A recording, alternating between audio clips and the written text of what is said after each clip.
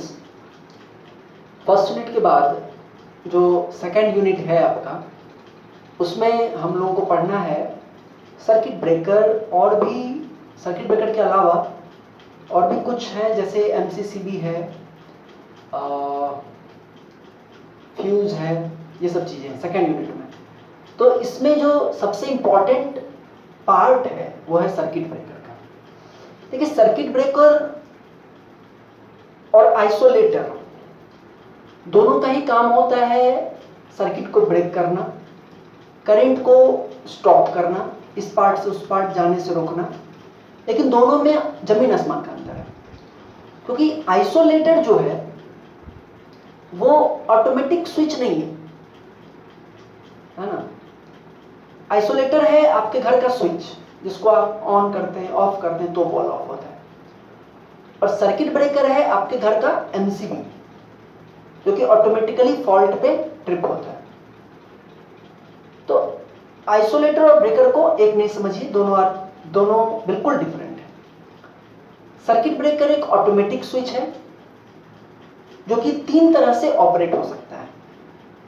एक, ऑटोमेटिकली, जब भी फॉल्ट आएगा तो ऑपरेट करेगा, और इसका पूरा मैकेनिज्म हम लोग देख चुके हैं कि कैसे ऑपरेट करता है, जिसमें कि हमने देखा था कि जब फॉल्ट आएगा तो सीटी के प्राइमरी से वो फॉल्ट करंट जाएगा और सीटी के सेकेंडरी से कॉरस्पॉन्डिंग करंट रिले में जाएगा। और रिले की सेटिंग, अगर उस करंट की, जो करंट आ रहा है सेकेंडरी से, सीटी के सेकेंडरी से, रिले की करंट सेटिंग अगर उससे ज़्यादा होगी तो रिले ऑपरेट करेगा और एक स्विच को ऑन करेगा। वो स्विच सर्किट ब्रेकर को डीसी सप्लाई देने वाला स्विच है। मतलब स्विच ऑन होने का मतलब है कि सर्किट ब्रेकर को डीसी सप्लाई मिल जाएगा, और जैसे ही सर्किट ब्रेकर को डीसी सप्लाई मिलेगा, सर्किट ब्रेकर ऑपरेट होगा और सर्किट को ब्रेक करेगा, मतलब सप्लाई को रोक देगा। एक तो ये तरीका है ऑटोमेटिक। दूसरा, जो मैंने आपको कहा भी था कि शट डाउन देने के लिए, है ना, भी हम लोग सर्किट ब्रेकर को ऑफ करते हैं by the help off switch, TNC switch, जो कि पैनल में लगा होता है, ऑपरेटर रूम में पैनल में होता है, जिसको कि ऑपरेट करके भी आप ब्रेकर को क्लोज ट्रिप कर सकते हैं शट डाउन देने के लिए या इन तरह के कामों में। तीसरा एक और है, मैनुअली भी ऑपरेट हो सकता है। अगर आपके सबस्टेशन का डीसी फेल है या टीएनसी स्विच में प्रॉब्लम है या कुछ इलेक्ट्रिकल प्रॉब्लम है, तो आप मैकेनिकली भी जा करके उसको ऑपरेट करके ब्रेक कर सकते हैं। तो आई थिंक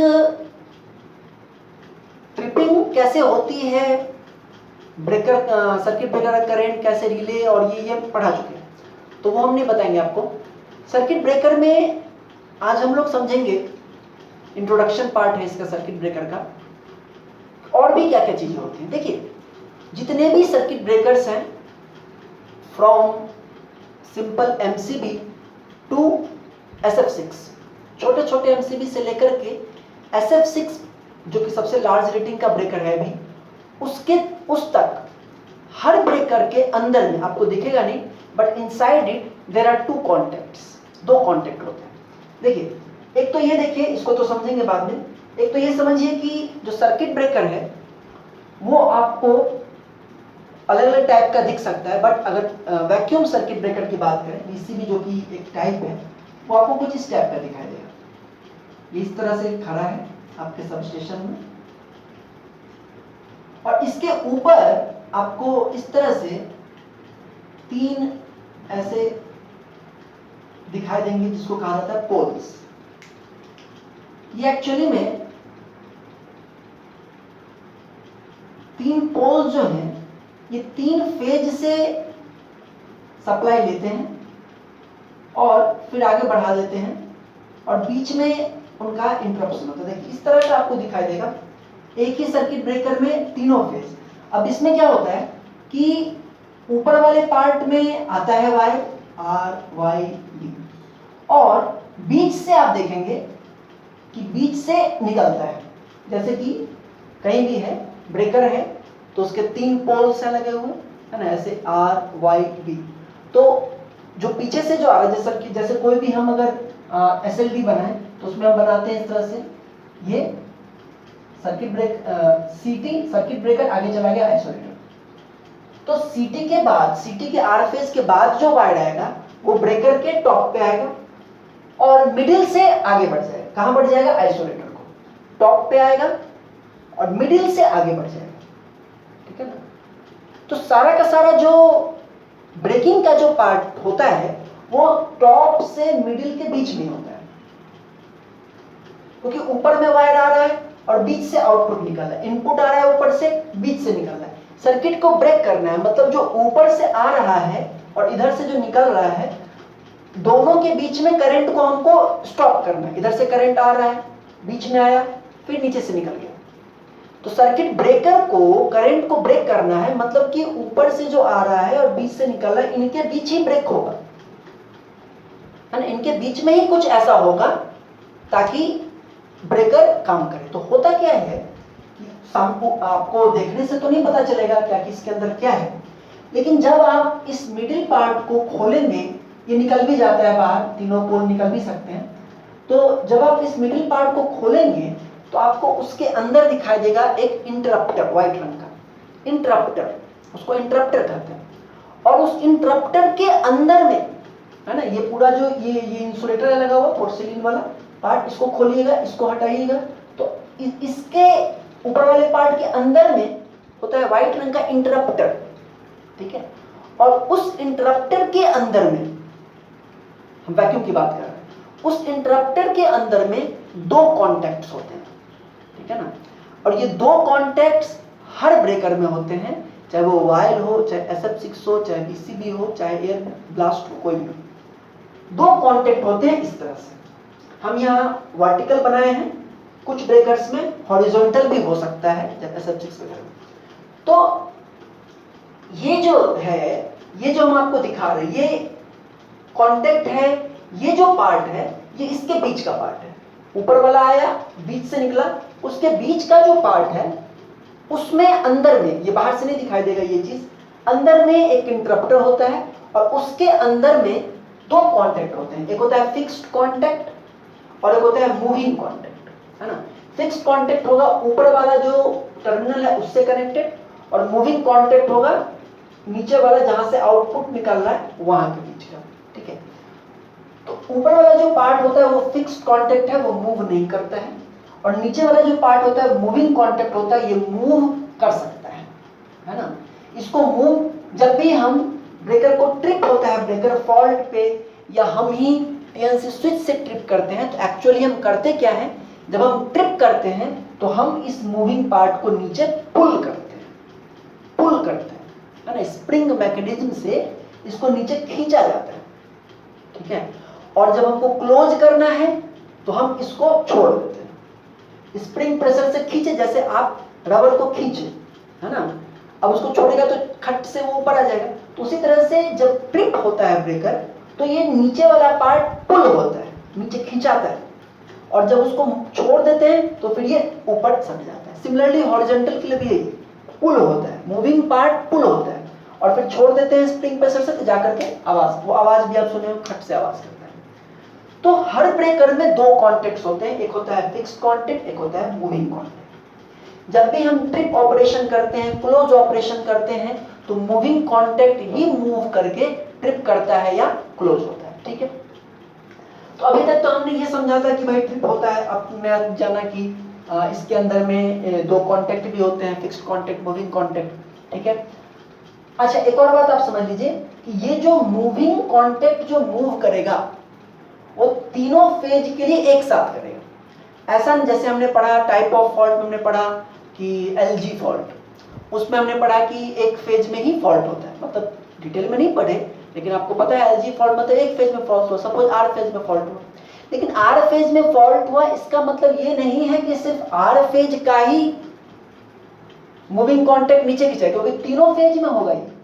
R फेज में भी ये होगा, Y फेज में भी ये होगा, B फेज में भी ये होगा। तो अगर एक फेज में फॉल्ट है तो इसका मतलब ये नहीं है कि उसी फेज का मूविंग कॉन्टैक्ट खिंचाएगा। ये तीनों जो है ना, आप इसको ओपन करके देखेंगे, मैकेनिकल चीज है थोड़ा। ये तीनों जो हैं एक लीवर से कनेक्टेड होते हैं, वो लीवर यहाँ पे होता है पीछे। आप जब इसको खोलेंगे पीछे वाले पार्ट को तो आपको लीवर दिखाई देगा, और वो नीचे कनेक्टेड होता है स्प्रिंग मैकेनिज्म से। तो जब ये खिंचाता है नीचे तो ये पूरा खिंचाता है, और ये सब कनेक्टेड है इससे, ये पूरा खिंचाता है। और जब ये पूरा खिंचाएगा तो मतलब तीनों खिंचाएगा, है ना। क्योंकि अगर आप एक फेज को ऑफ कर देंगे, बाकी दो फेज जाने देंगे, तो आपके ट्रांसफार्मर पे प्रॉब्लम आएगा। ट्रांसफार्मर बैलेंस्ड करंट ठीक रहता है, जब भी अनबैलेंस्ड करंट फ्लो करेगा तो हीटिंग वगैरह डेवलप होती है सीक्वेंस करंट के कारण, तो वो ठीक है। लेकिन जब आप इसको पुल करते हैं तो तीनों ही फेज के मूविंग कॉन्टैक्ट एक साथ पुल होते हैं। और इसमें बहुत माइन्यूट सी चीज है, और तीनों का जो सेपरेशन होना चाहिए, मूविंग कॉन्टैक्ट जो पुल हो रहा है, तीनों का जो सेपरेशन होना चाहिए वो सेपरेशन भी सेम होना चाहिए, है ना।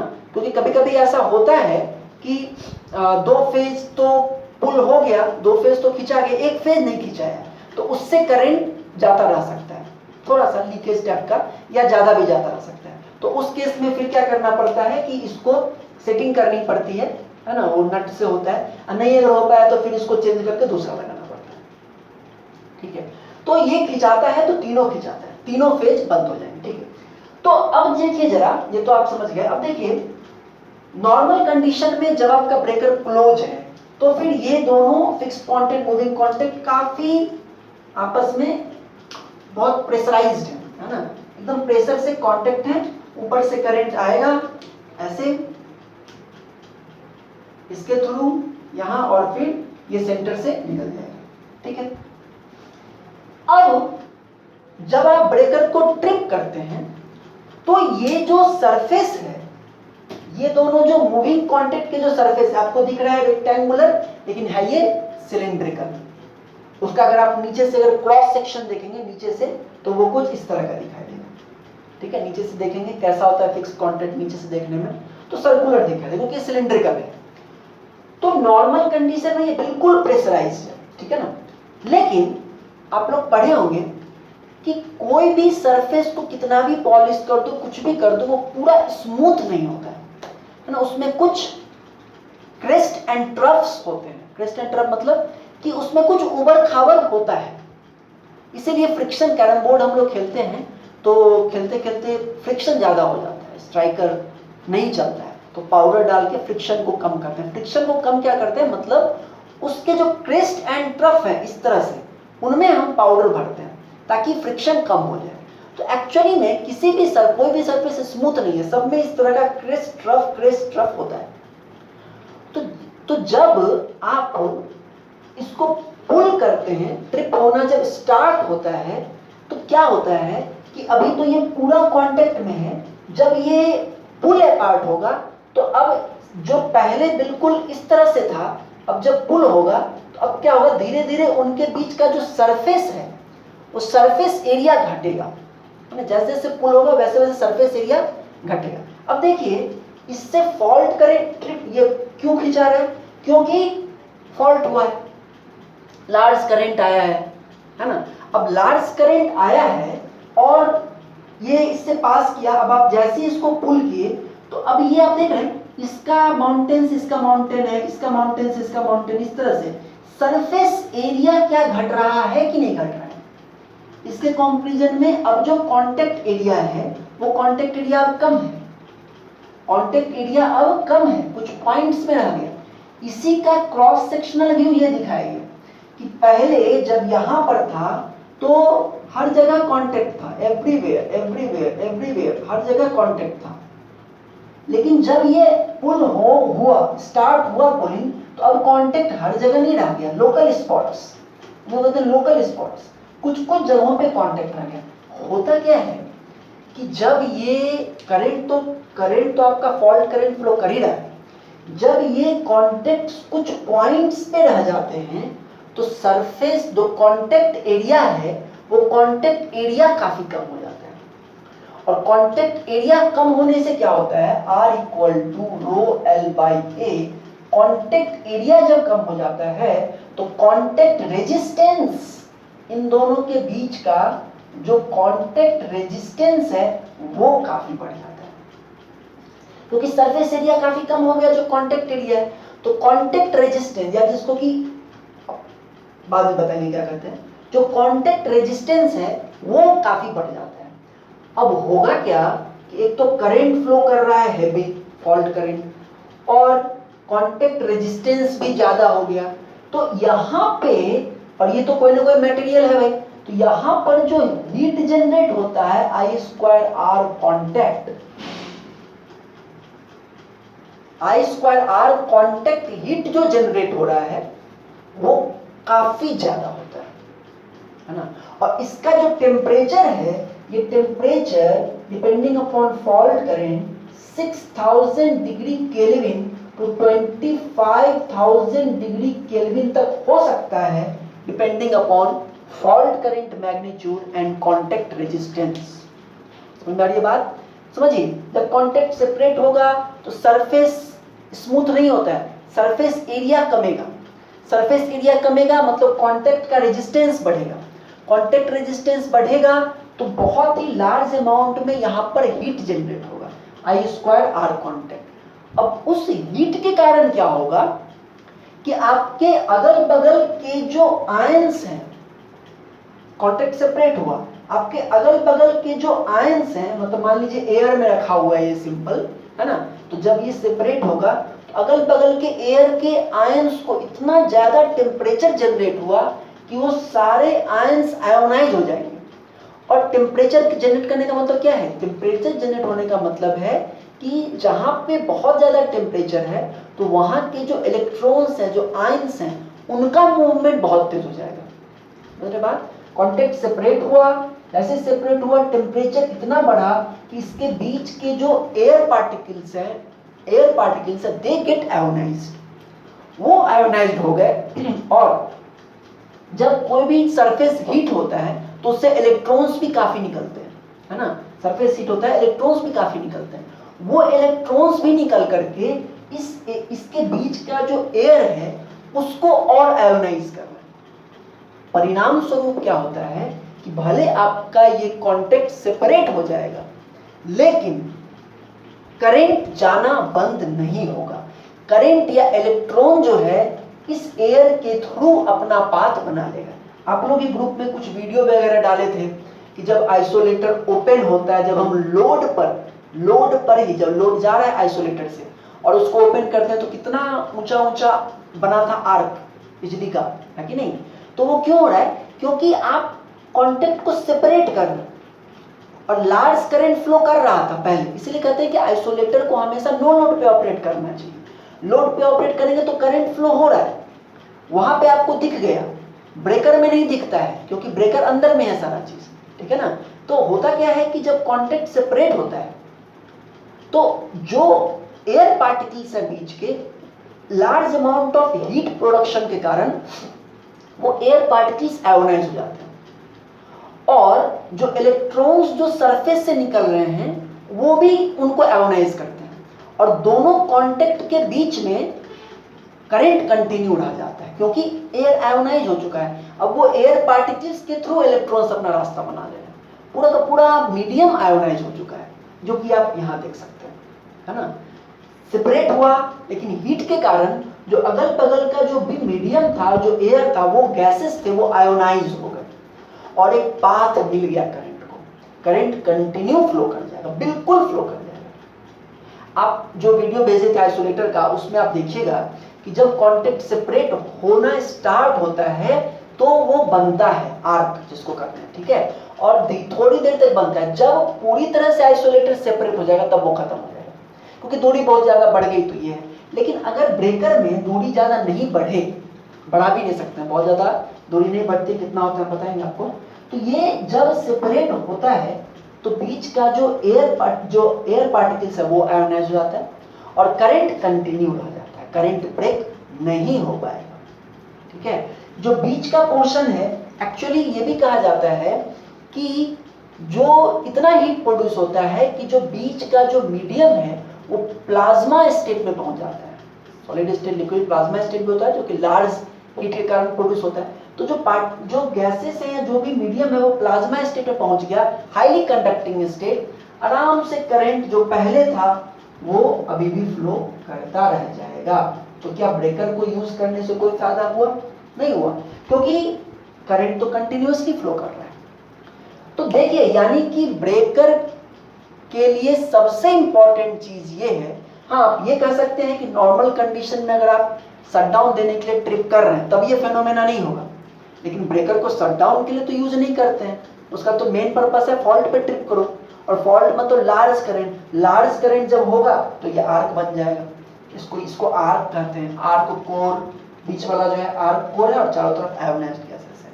तो ब्रेकर का जो मेन पर्पस था कि फॉल्ट के समय करंट को रोको, वो तो हो नहीं पा रहा। तो एक्चुअली में ये तो समस्या है ना। और जितने भी ब्रेकर्स आप सुनते हैं उन सब का जो नाम पड़ा है वो इसीलिए पड़ा है कि वो किस तरह से इस आर्क को बुझाते हैं। इसको कहते हैं आर्क क्वेंचिंग या आर्क एक्सटिंग्विशिंग। फायर एक्सटिंग्विशर होता है ना, उसी तरह से आर्क एक्सटिंग्विशिंग। किस तरह से कौन सा ब्रेकर किस तरह से आर्क को बुझाता है, उसी बेसिस पर उसका नाम है। जैसे एयर ब्लास्ट है तो वो क्या करेगा, इतना ना तेज हवा का झोंका मारेगा कि सारे आयंस को बाहर कर देगा। वायल है वो ठंडा कर देगा आर्क को। वीसीबी है आर्क बनने ही नहीं देगा। वैक्यूम है, कोई मीडियम ही नहीं है, ना रहेगा बांस ना बजेगी बांसुरी। मीडियम ही नहीं है तो आयोनाइज क्या होगा, है ना। वैक्यूम, निर्वात, no medium no ionization, vacuum है। फिर SF6 है सल्फर हेक्साफ्लोराइड, वो भी आयोनाइज नहीं होने देता है। तो जिसका भी नाम पड़ा है वो इसी बेसिस पे पड़ा है कि वो किस तरह से इस आर्क को क्वेंच करता है, एक्सटिंग्विश करता है ना।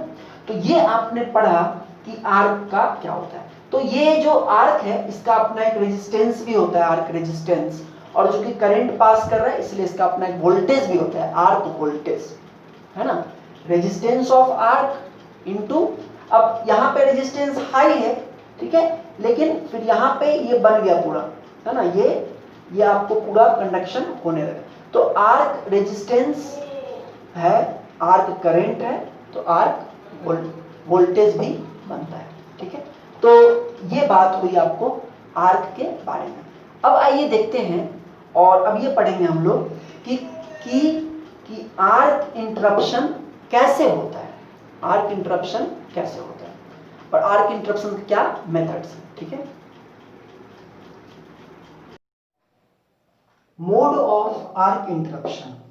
आर्क जो प्रोड्यूस हो रहा है उसको इंटरप्ट करने का दो तरीका है। एक को कहते हैं हाई रेजिस्टेंस इंटरप्शन और दूसरा होता है करंट जीरो इंटरप्शन। देखिए, हाई रेजिस्टेंस इंटरप्शन जो है this is for both AC and DC। मतलब इसमें जो कंसेप्ट यूज होता है, हाई रेजिस्टेंस इंटरप्शन में जो कंसेप्ट यूज होता है, उस कंसेप्ट की मदद से आप AC ब्रेकर्स में भी उस कंसेप्ट को यूज कर सकते हैं और DC ब्रेकर्स में भी कर सकते हैं। लेकिन जो करंट जीरो इंटरप्शन है this is valid only for AC। अब एक एक करके देखते हैं कि हाई रेजिस्टेंस इंटरप्शन में क्या होता है और करंट जीरो इंटरप्शन में क्या होता है। हाई रेजिस्टेंस इंटरप्शन बहुत ही सिंपल सी चीज है। हम लोग जानते हैं कि जो आर्क है उसका अपना एक रेजिस्टेंस है और उससे करंट पास करता है तो उसका एक वोल्टेज भी है। तो आर आर्क इक्वल टू क्या हो जाएगा, sorry, I arc equal to V arc upon R arc, ये होगा सिंपल। देखिए, जो रेजिस्टेंस, जो आर्क का नेचर है वो रेजिस्टिव टाइप का है ना, तो सिंपल ये रूल को फॉलो करेगा, V equal to I R को। ये है जो करंट पास कर रहा है उससे, ये है आर्क का रेजिस्टेंस और ये है वोल्टेज अक्रॉस आर्क जो आएगा। तो ये जो हाई रेजिस्टेंस इंटरप्शन मेथड जो है ये सिंपल इस प्रिंसिपल पे है कि अगर आर्क के रेजिस्टेंस को बढ़ाएं तो आर्क का करंट कम होगा। मतलब कि देखिए, मतलब करंट तो फॉल्ट करंट है, लेकिन अगर आर्क के रेजिस्टेंस को बढ़ाएं, कैसे बढ़ाएं वो देखेंगे, लेकिन अगर आर्क के रेजिस्टेंस को बढ़ाएंगे तो फॉल्ट करंट की वैल्यू कम होगी, ऑब्वियसली कम होगी।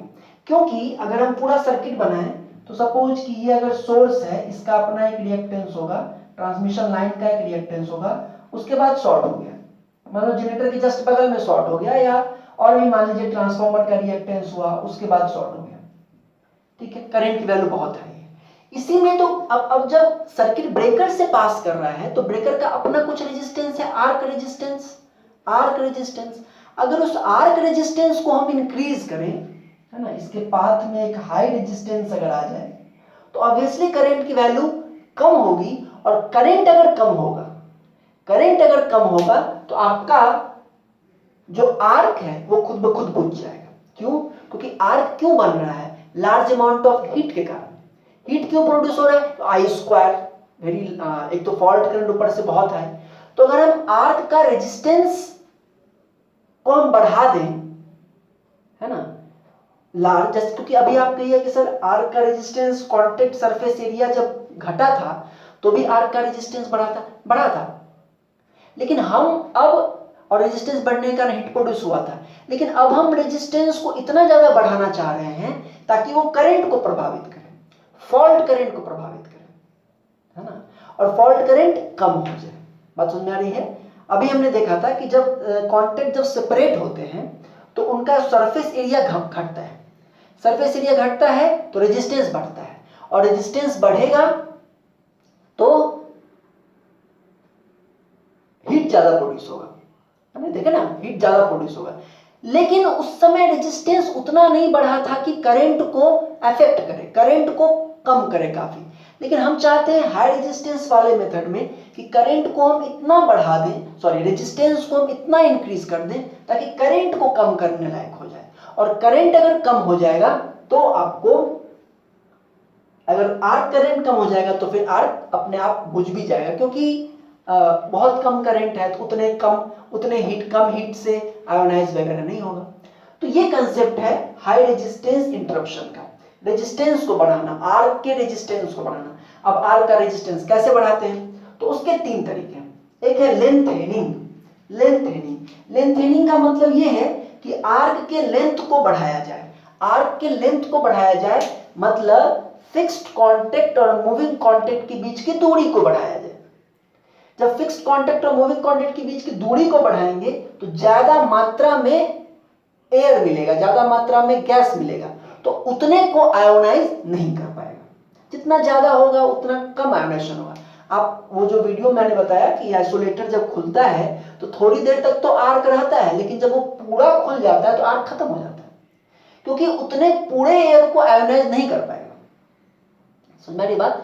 तो यही हम कर रहे हैं कि जो आपका लेंथेनिंग है ना, जितना लेंथ बढ़ाएंगे, जितना गैप का डिस्टेंस बढ़ाएंगे, उतना ज्यादा हम आर्क का रेजिस्टेंस बढ़ाएंगे, करंट कम होगा। ये आइसोलेटर के लिए यूज होता है, और आइसोलेटर तो खैर ब्रेकर नहीं है, ब्रेकर में इसका यूज होता है आपको एयर ब्रेक टाइप में, है ना, ज्यादा हाई पावर। इसमें एक और चीज आप देख लीजिए, लो पावर सर्किट्स में इसका यूज होता है, इस मेथड का, क्योंकि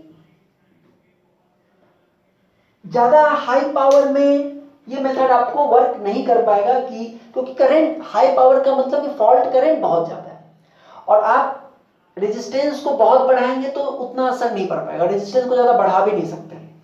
तो लेंथेनिंग से कर सकते हैं। स्प्लिटिंग मतलब आर्क को ब्रेक कर दें, जो कंटिन्यूअस आर्क है उसको न रहने दें, उसको स्प्लिट कर दें, ब्रेक कर दें। ये हम लोग देखेंगे एयर ब्रेक में किस तरह से उसको किया जाता है। और कूलिंग मतलब उसको ठंडा कर दें। ठंडा करने का मतलब ये है कि जैसे आर्क बना, हीट प्रोड्यूस हुआ, उसको कूल कर दें, ठंडा कर दें। तो ठंडा कर देंगे तो ये होगा कि उसका रेजिस्टेंस बढ़ जाएगा। मतलब ठंडा करने का मतलब ये है कि अब आसानी से आयोनाइज नहीं होगा, है ना, आसानी से आयोनाइज नहीं हो पाएगा, मीडियम तो नहीं बन पाएगा। इस मेथड का हम लोग कूलिंग वाले मेथड का यूज करते हैं वाइल सर्किट ब्रेकर्स में, है ना, कि वाइल उसको कूल करता है। खैर, तो ये है आपको हाई रेजिस्टेंस इंटरप्शन, जहां पे जो यूज होगा वहां हम आपको बताएंगे। जैसे स्प्लिटिंग और कूलिंग तो वाइल में पढ़ेंगे, स्प्लिटिंग एयर ब्रेक में पढ़ेंगे। तो वहां आप देखिए किस तरह से आर्क को ब्रेक करके रेजिस्टेंस को इंक्रीज किया जाता है। नेक्स्ट जो सेकेंड मेथड है, ये मेथड एसीडीसी दोनों के लिए है, क्योंकि ये प्रिंसिपल एसीडीसी दोनों के लिए वैलिड है। लेकिन जो सेकेंड मेथड है करंट जीरो इंटरप्शन, ये सिर्फ एसी के लिए। और ये जो मेथड है ये इस प्रिंसिपल पे बेस्ड है कि अगर एक फॉल्ट करंट फ्लो करेगा और एसी अगर है तो it must have a sinusoidal cycle, sinusoidal cycle होगा, और उसके एक साइकिल में कम से कम, मतलब एक साइकिल में वो 2 बार जीरो पे आएगा। वो 50 हर्ट्ज अगर है ना, तो 50 हर्ट्ज मतलब 0.02 सेकेंड है ना, तो मतलब 0.02 सेकेंड में वो 2 बार एक साइकिल हुआ, 2 बार करंट की वैल्यू जीरो होगी। और करंट की वैल्यू जीरो का मतलब ये हुआ कि उस समय, जिस समय करंट जीरो हुआ उस समय कोई नया आयोनाइजेशन नहीं हो रहा है, करंट जीरो है, हीट उस समय कोई हीट प्रोड्यूस नहीं हो रहा है। मतलब कि जो आपका आर्क है उसकी इंटेंसिटी एक समान नहीं है, वो घटती बढ़ती है। करंट बढ़ रहा है तो वो बढ़ेगी, घटेगा तो घटेगी, फिर जीरो होगा तो उस समय कुछ नहीं होगा। तो जो आपका ये जो मेथड है करंट जीरो इंटरप्शन, ये इस मतलब कंसेप्ट पे है कि करंट जीरो होता है ना, यानी कि आर्क की इंटेंसिटी को कम किया जा सकता है अगर हम कुछ भी मेथड यूज करके आर्क को बुझाने का प्रयास करें, है ना।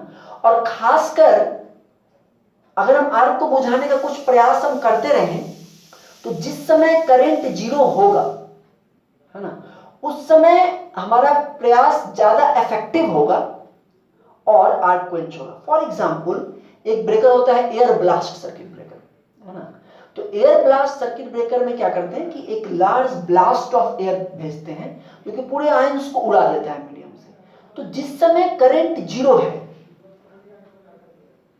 उस समय, है ना, उस समय अगर एयर ब्लास्ट दिया जाए, करंट जीरो है, इसका मतलब है कि उस समय कोई आयन नहीं बन रहा है, जो आयन पहले से बना हुआ है।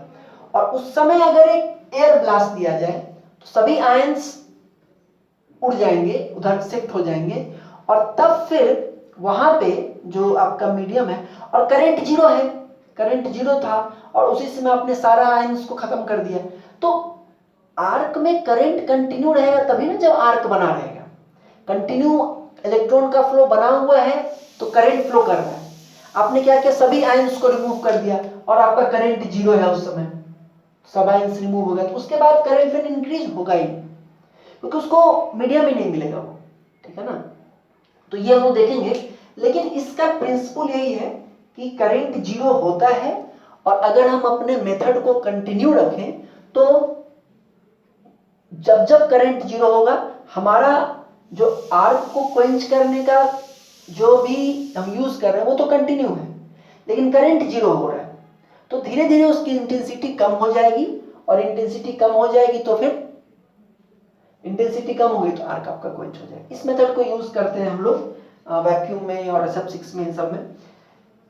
इस मेथड को समझाने का दो तरीका है, दोनों एक ही है लगभग, लेकिन नाम दो अलग अलग हैं। एक है रिकवरी रेट थ्योरी जो कि साइंटिस्ट लैपियंस ने दिया था, और एक है एनर्जी बैलेंस थ्योरी जो कि साइंटिस्ट क्लासियस ने दिया था। रिकवरी रेट थ्योरी ये कहता है कि जब हम आर्क के आयंस को रिमूव कर रहे हैं, आर्क के आयंस को रिमूव कर रहे हैं, तो हमारे रिमूव करने का जो रेट है, जिस रेट से हम आयंस को रिमूव कर रहे हैं, अगर वो रेट नए आयंस बनने के रेट से ज्यादा है ना, मतलब ये बताता है कि आप आयंस को रिमूव कर रहे हैं, अगर आपका जो rate of removal of ions होना चाहिए वो ज्यादा होना चाहिए rate of formation of ions, है ना। Rate of formation of ions, जिस रेट से आयन बन रहा है उससे ज्यादा रेट से अगर हम आयन को रिमूव कर रहे हैं उस गैप से, तो आर्क बुझ जाएगा। सिंपल सी बात है, जिस रेट से हटा रहे हो वो रेट अगर ज्यादा है नया बनने से तो आर्क बुझ जाएगा।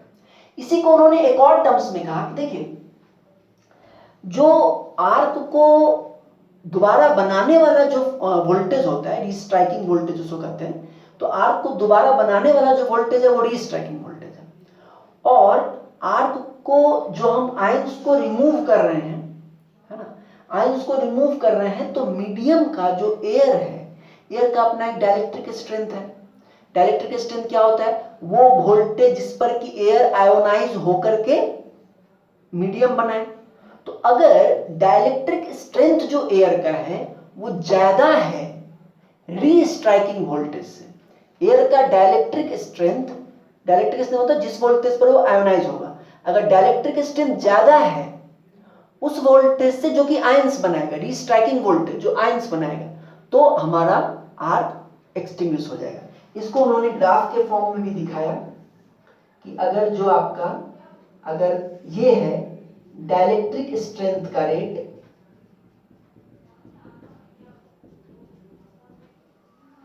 डाइलेक्ट्रिक स्ट्रेंथ का रेट, और अगर ये है री स्ट्राइकिंग वोल्टेज, तो इस कंडीशन में आर्क बुझेगा कि नहीं बुझेगा? बुझेगा, क्योंकि डाइलेक्ट्रिक स्ट्रेंथ के बढ़ने का रेट ज्यादा है री स्ट्राइकिंग वोल्टेज से, तो वो ब्रेक नहीं होगा एयर, है ना। तो आर्क एक्सटिंग्विशेस, और अगर ये ज्यादा होगा तो नहीं होगा। अच्छा, और एनर्जी बैलेंस थ्योरी में क्लासियस ने क्या कहा? क्लासियस ने इसी चीज को दूसरे शब्दों में कहा। उन्होंने कहा कि जो आपके दोनों फिक्स्ड और मूविंग के बीच में जो आर्क है, उसका जो हीट है, उस हीट को अगर हम रिमूव कर रहे हैं, हटा रहे हैं, चाहे वायल दे करके चाहे SF6 से, उस हीट को अगर हम हटा रहे हैं, तो अगर rate of removal of heat या रेट ऑफ कूलिंग, हीट को हटाने का जो रेट है या रेट ऑफ कूलिंग जो है, वो अगर ज्यादा है rate of generation of heat से, हीट जो जनरेट हो रहा है उससे ज्यादा रेट से आप उसको कूल कर रहे हैं, ठंडा कर रहे हैं, तो आर्क बुझ जाएगा। एनर्जी बैलेंस में उन्होंने यही कहा कि if the rate of removal of heat of the arc is greater than rate of formation of heat, then arc will get extinguished। ठीक है, तो उन्होंने ये कहा कि rate of removal of heat ये है, और ये है आपको rate of formation of heat। ठीक है, अगर ऐसा है तो आर्क एक्सटिंग्विशेस। ठीक है, आर्क एक्सटिंग्विशेस। तो ये हमको ध्यान में रखना है, और ये दो थ्योरी है इसकी, क्लासियस और स्लैपियंस की। ठीक है, अब नेक्स्ट क्लास में हम लोग पढ़ेंगे कि ब्रेकर का कुछ और इंपॉर्टेंट पार्ट है, जैसे कि making current, breaking current, restriking voltage, फिर रीस्ट्राइकिंग वोल्टेज का डिराइवेशन करके वोल्टेज निकालेंगे, उस पर कुछ न्यूमेरिकल्स करेंगे।